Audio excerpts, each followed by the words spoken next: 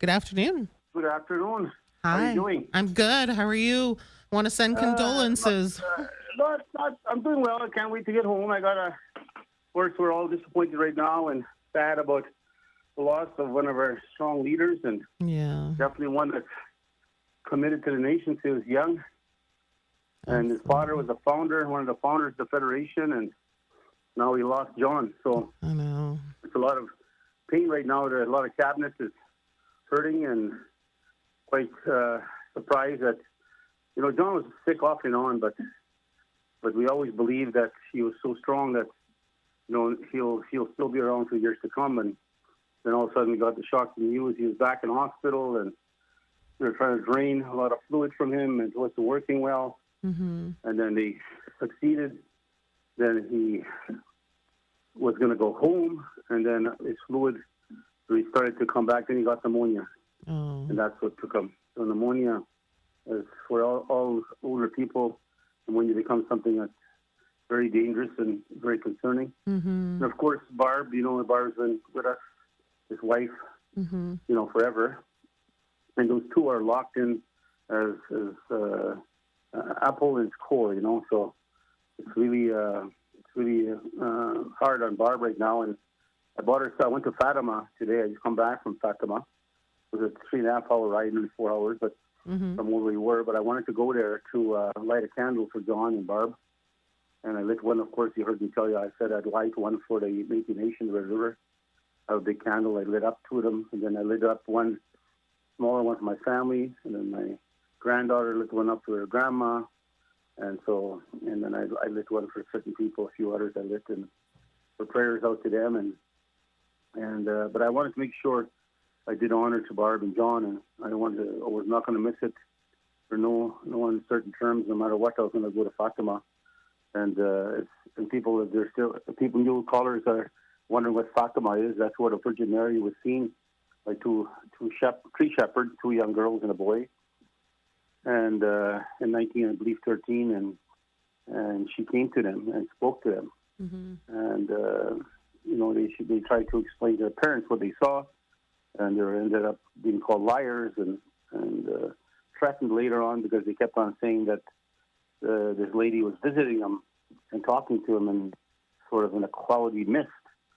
So they described what they saw, and then so they went back, and the Virgin Mary was there again. Mm-hmm. But this time the kids told her that, you're causing us great discomfort and harm. We're being threatened now because they consider us to be liars. And so the Virgin Mary herself told the children, then you would tell everybody that does not believe to come on this day or this time, and I will appear. Mm-hmm. And they did. They went back, and at that time, tons of people showed up, including media, and the Virgin Mary appeared. And so they heard her talking, and they saw her, and the sun went ballistic. It was bouncing everywhere, and the entire atmosphere changed, got very cold, misty, and it's a recorded fact, that it happened. Mm-hmm. There's thousands of people as witnesses. So it's something that is very oldie in this country, and of course, for myself, my mom's favorite angel, I'll call her Angel, was the oldie. Of course, we call her the oldie mother. So she was my mom's favorite, and always had figures of different statues and that in her bedroom. So I wanted to make sure I went because Barb is also very religious, and John. And yeah, of course, he had a military background, John, too. That's why he's such a gentleman. When he spoke to you, you could tell he was a very mannered man, Mm-hmm. very intelligent man. And, it just kind of hurts in the sense that I have to lose an ally and somebody so dedicated to the cause and to the nation. Yeah. And he was only 66. He would have been 67 this year. Oh, so young. He's still young. And but pneumonia is so deadly to elders and that. So that's what got him when they thought they would be able to beat what the outcome was happening. But they did diagnose that he also had cancer now. So he had a lot of uphill to climb. And I guess the good Lord decided to take him not to suffer anymore. So I went and bought Barbara something there, and I'll bring it home. I'm back on Monday. The wake is on Monday, in case people want to know. It's in Minnesota. It's where John and Barbara's lived for decades. And it's where their dad, actually, that's where George lived for a long, long time. And so I won't make the wake because I don't land till about after 12 or 12 o'clock or something like that. And by the time I get my suitcases and everything and try to change and try to get there, there's a public viewing between 2 and 5. So I'd never make it. I'd come when it's closed. So I'm going to go in. I'll be at the funeral for sure without doubt. Unless there's some miracle that prevents me, if the train or the plane doesn't make it there, but I will be there. I'll figure out a way. I want to be there for sure. Cabinet, a lot of cabinets coming out too. So it's just for me, it's one of the things that I want to express to the people when you lose somebody that's dedicated himself over 20 years to the cause. I remember in 1997 when I was elected, I used to see him come to our regional meetings, and he had long hair then. And he had a briefcase with him. He always carried the Constitution with him. And he was ready to debate everybody. So he was very feisty. And me and I used to debate back and forth, and I could chuckle about it now and smile and remember how he was positioning himself, getting ready for this battle of this dispute we're going to have, me and him. And we became good friends after, very close friends. And but you look at his dedication, devotion. I actually appointed him as Minister of all the training of HRD, unemployment insurance. He became a minister, and he's been the minister for as long as I've been president. And so, and he's changed thousands and thousands of people's lives. Whether it's going to university, colleges, getting trades, getting jobs, buying homes, getting married, having children. John was the catalyst for that. He was the one that made sure that training money would always be available and make sure that he do his best to spread it out as much as he can to impact as many people as he can. And so, there's thousands upon thousands in our careers today, and I mean thousands and thousands and thousands, that he has interacted or in some way changed their life for the good. And I hope they all remember that. And for those that are reflecting their thoughts, if they're one of the students that, because I'm talking over 20 years, if they're listening right now, they can send a little prayer to Barb and the family and thank John again for his hard work and his volunteerism, his dedication to try to make people's lives better. So I just want to make sure that people respect, those that fought so hard. And he'll be greatly missed around the table. They remind me sometimes of my older brother, Albert. John was very quiet, but when he spoke, people listened. And my brother was the same way. He wasn't as talkative as I am. But when he spoke, people listened around that table. So again, it's to all the veterans out there, because he was a proud veteran. And he was very meticulous in his clothing, very, very clear on why he dressed the way he did and, how he carried himself. I would iron his shirts and, how everything had to be meticulously in line. His suit pants had to have that nice crisp line, So he was very particular how he's trained in the military. So again, he's got his kids and his grandkids, and all of them are going to be hurting because that's a very close family. And I love that when you see Métis families being so close. Yeah. So, and I want to thank the mayor of Brandon, Jeff Fawcett, who actually hung the Métis flag at half-mast for John. Oh, I want to thank him, and of course all our flags are at half-mast, making sure we hold this man a lot, and our nation, our government, the people, and of course we owe Barb and the family. They were married for 48 years, so we have 5 children and many grandchildren. And if you want to talk about his veterans past, military, in case there's people that did belong to Princess Patricia's Canadian Light Infantry, battalion, was there for close to 5 years. And so he comes from a very strong family. George, of course, left before him, and he'll have a chance to catch up. Actually, his brother Darcy flirted with the RCMP for many, many moons. Now he's the chief of police of Thunder Bay. Yep. And his sister Georgina, of course, worked for us forever. And now she's one of the commissioners of the Indigenous languages. So, and you know what, John was he was very pleased about something that we just recently achieved, because it's been decades and decades we've been fighting for St. Madeleine and the returning of our community that was burnt down for cattle. Yeah. You know, our entire families were chased off their homes and their lands to go and live wherever they could find a place to make a shack somewhere, or find a place that they can hopefully be lent a space by a farmer somewhere. They were treated, as I said, less valued than cattle, because what they burnt the houses for and burnt the community of St. Madeleine down was to expand the cattle grazing. So think about that. And nobody spoke against that in this country. No one. And so I'm very pleased with the Premier and his support to ensure that St. Madeleine will be returned to us. I'm also very pleased with the chiefs in that area who knew John and the families, who were very supportive of our Métis history in our community, in partnership, of course, with St. Madeleine. And the grave site is jointly going to be used by the band, like Gambler and those particular bands. They actually they bury their loved ones there as we bury our loved ones there, even though the community doesn't exist. Mm-hmm. But the land will be transferred to us, and we'll be able to plan the future. What are we going to do with that land? Of course, it's not very valued land where it's located, but it was home to so many, including John's family. So John was so proud when we were able to achieve that. And his greatest fear is that he did not want to see the families fight, because there's different families, they have different ideas, different views. Mm-hmm. To him, St. Madeleine was a community that had to come home and to be shared by not just the families, by everyone, and that we look at doing something to never forget what St. Madeleine was and what happened to it and how we were treated as people. So he was loved by his staff too, Terry Smith and Tracy and the team. John was their go-to. John was their leader, and they always looked at John and knew John would always have their back no matter what. So again, Barb, if you're listening, I know we got elected in 2000. John came to our cabinet then, and so he's been the Minister of Métis Employment and Training forever.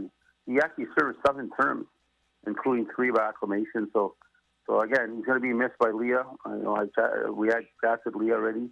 Will Goodon, of course, was quite saddened and worried that he lost a close ally and friend.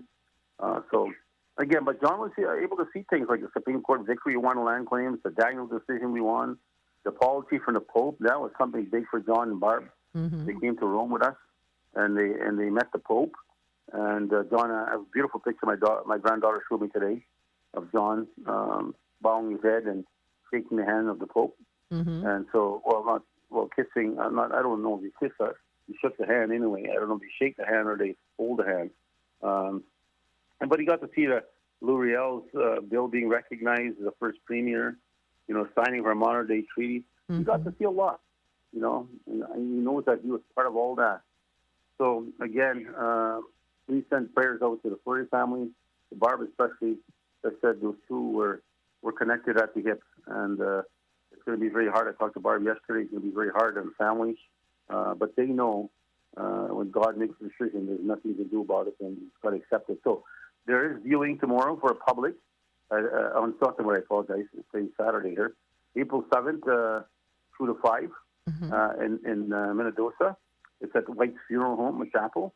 So 2 to 5 for public, and then the funeral mass will take place on Tuesday, April 8th at 11 a.m. at St. Alphonsus Roman Catholic Church.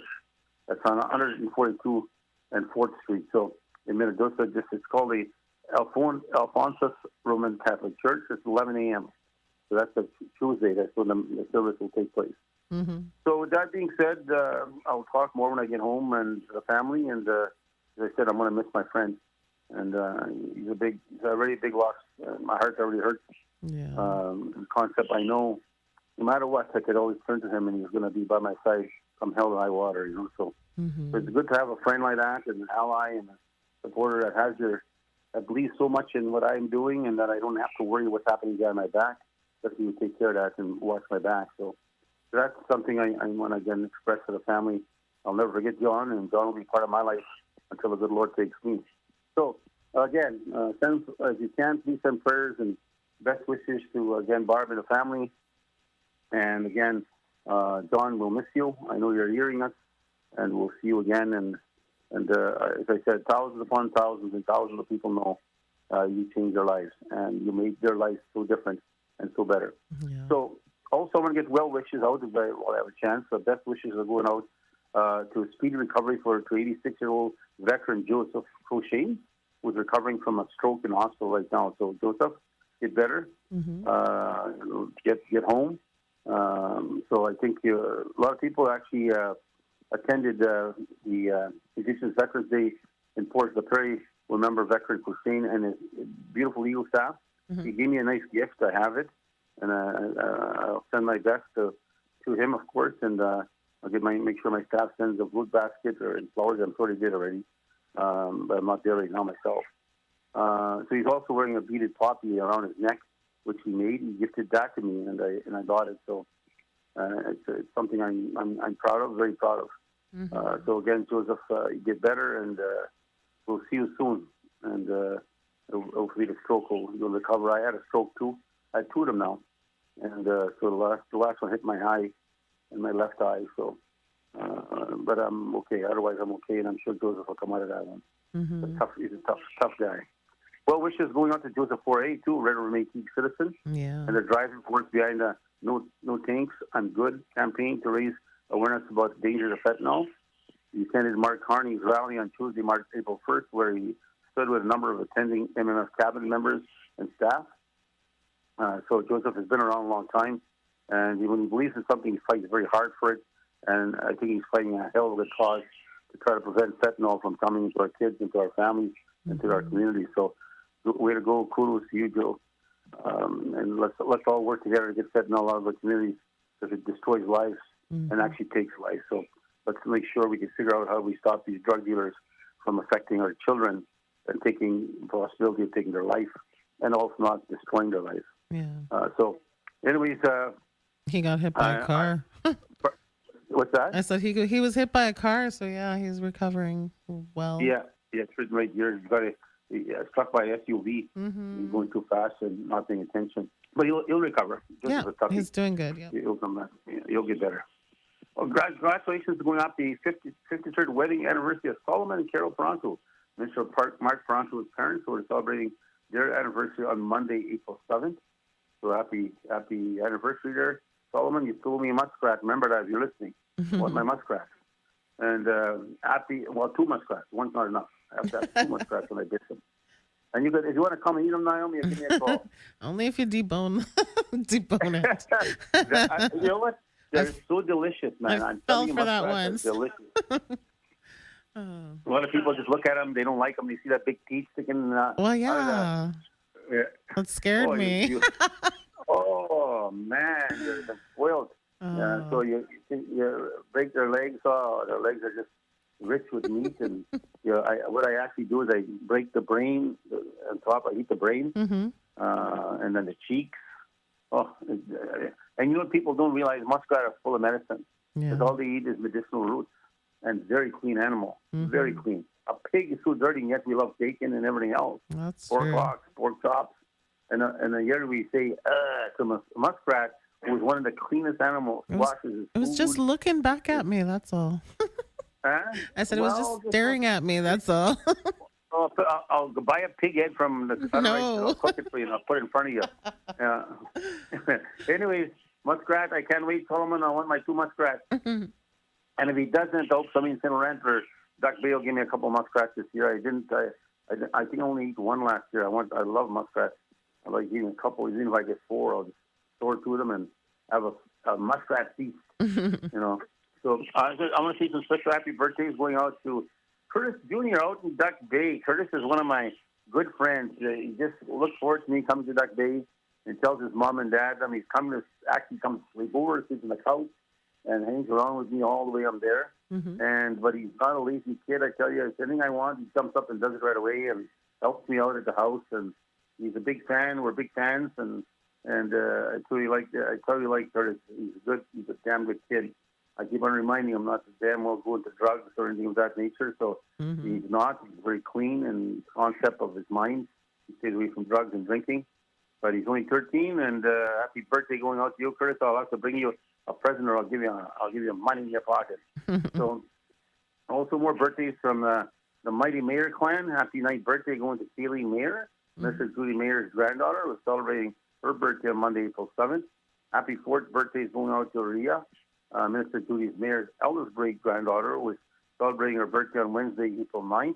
Happy 63rd birthday is going to Terry Lynch, Minister Sean Knoll's sister, who was celebrating her birthday on Thursday, April 10th. So, now, some of you may have heard about the MNC's expert panel report. And I think I'm going to get Will on the show next Saturday to speak on it for at least 10 minutes, because that report it was flawed right from the beginning. It was guaranteed set to designed in a way that without doubt you're gonna base the fact of the way they establish the criteria. Just think of it. The first sentence should give you a good example. New historic communities. New. How can it be new? New historic communities. And then they go to root ancestry. And then they throw the sash in there, and they try to make it all poetic. And the connection of the threads of the sash makes you. We make it. We're so connected to all the Red River Métis. You're not connected to us. No, you're full of baloney. They're not our people. Never were. Never will be. And to those people that participated on that panel, they got paid good money to say what the MNO needed them to say, and saying that they somehow tied into our history and are part of us and fit the criteria, which is a bunch of baloney. So MNS, Métis Nation Saskatchewan already wrote against it. Métis Nation British Columbia wrote against it. The Métis Nation, the First Nation Ontario, all of the bands wrote against it. We wrote against it. And Will now has been appointed as a minister responsible for again, fraud and identity theft. He's our minister, and he's already taking on this issue. He's on APTN, but it's truly quite a sad case of affairs. Now they're trying to blame the Saskatchewan is now chastised this report. They're saying, too bad, Saskatchewan, you had somebody appointed here a couple of years ago, so you automatically are on, no matter what the decision is, you say now, your panel member that you appointed, which I believe stepped down. But anyways, they may appoint a new one.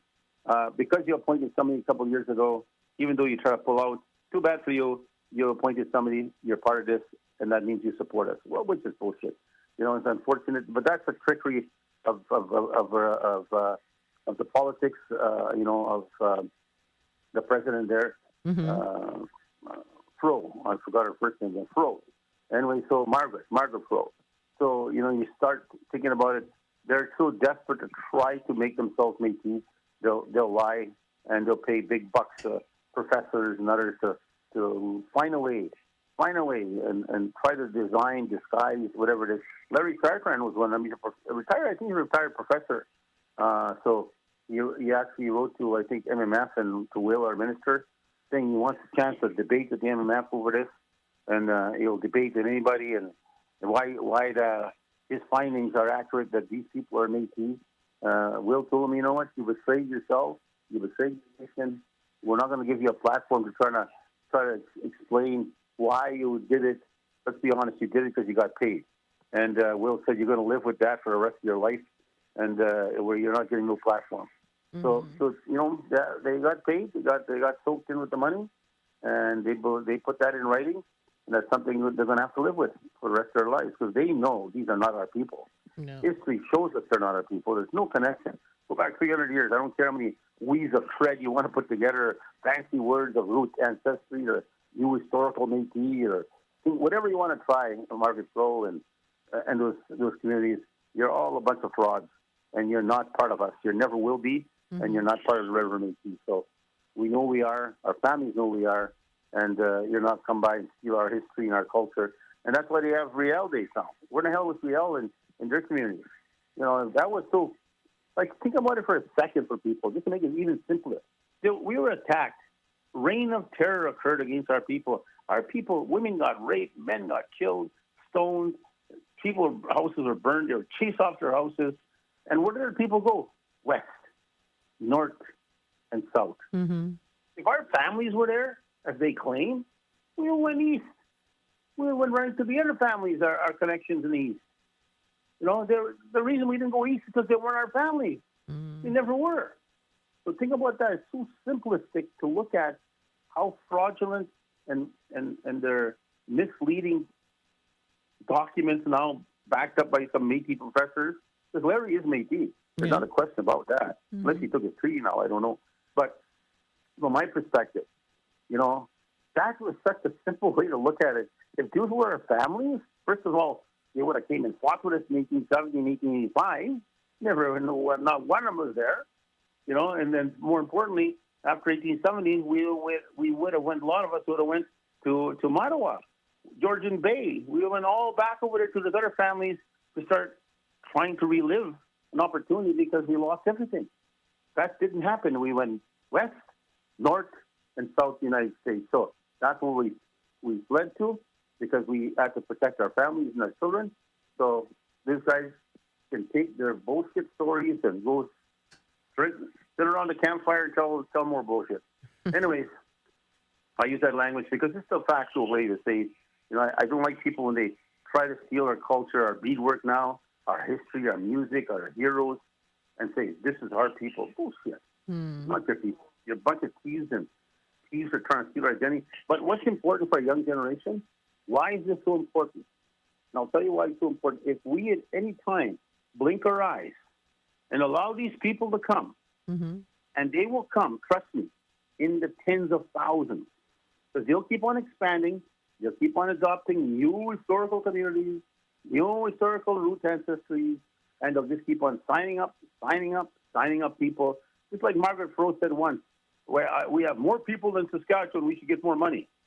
Well, there's an example. It was about trying to sign up as many people as you possibly can because you want to have more people, you can get more money from the federal government, and in fact, get a bigger population than Saskatchewan. So again, it's just sad to see, what it's all about. They're trying to steal our rights, trying to steal our future, and there's no way in hell we're going to let that happen. So Will's been tasked with that response from our cabinet, and I have no doubt he'll be fighting that vigorously. And let's not forget, I'll close off shortly, elections are coming. Advance polling is going to start April 18, 21. I think our letter has gone out. If not, it'll be out this week to the parties, asking them to answer 9 simple questions. Where do they stand when it comes to land claims? Where do they stand when it comes to treaties? Do they support it? Where do they stand when it comes to housing? And all these important issues that we know that our kids need and our future needs. And if they say, well, we don't believe in it or don't answer the questions, then ask yourself the question, if you're a true Red River Métis citizen, why not? Why would you support that? I know there's one particular cabinet minister, I have some hard discussions with because he supports anybody that will support his gun control ideology. So I say, I'm not saying his name, but I'm telling you this. But how about the 99% of the other stuff that impact our children, your grandchildren? If you're only worried about your guns, or your own personal beliefs, whether it's religious maybe, whatever it is, and that's what you're going to judge your vote to vote on that one, abortion, for example. Anything of that nature where you're going to vote only on one issue, then you have a problem because you're really not thinking about your family, your kids, your community, and the impact it's going to have. Because remember, it's a long impact to be for 4 years. For policies can last for 10 or 20 years. So anyways, make sure you vote to vote. We'll put it on our website. Everybody has a chance to see it, get on top of it, and find out where they stand on childcare, for example. Are they going to fund our childcare? We have to lay off people because of that. Yeah. And Bill 92 was promised to us, and now we've laid off, I think, close to 60 to 100 of our prevention staff, which is no longer funded by the province because they're believing Bill 92 is supposed to be funded by Canada, and Canada's saying no. We want the province to fund it first, and we'll fund after it. That's absolutely not what Canada promised, this country promised us. So we have to fight with the issue, and I want to see where Carney stands on that. So I want to see where Singh stands. I want to see where Poilievre stands on it, Bloc Québécois, the Green Party. So we'll put it on our website, and then hopefully you'll read all that information, and you'll judge why and where you're going to vote and where you're going to put your X. Let's do it. Let's do it as a team. Let's do it as united people. Let's stand to protect our families, our communities, and definitely our government, who continues to change tens and tens of thousands of people's lives. So with that, I'll say goodbye. I can't wait to get home, to be honest with you. I'm missing my office. I want to get back. I've been working. I had a meeting yesterday with 2 of my ministers and some of my staff yesterday for about 3 hours. So, but again, I want to get home and get back to the office. I want to be in the office. I want to be making some changes and pushing some issues that are starting to pressure us on different fronts. So with that being said, I'll say goodbye. Thank you, Naomi. Okay, and Richard, by the way, congratulations. He's having, I think, April 26th, he's having a pre-wedding social. In Winnipeg, yay. Yes, so we'll talk about it next Saturday. Okay, everybody, get better to us. See you soon. And again, please send prayers out to the Furry family. Barb and the rest of the family need to know that they matter, because they told us and they showed us that we mattered. Yeah. Okay, everybody, take care. All right, bye.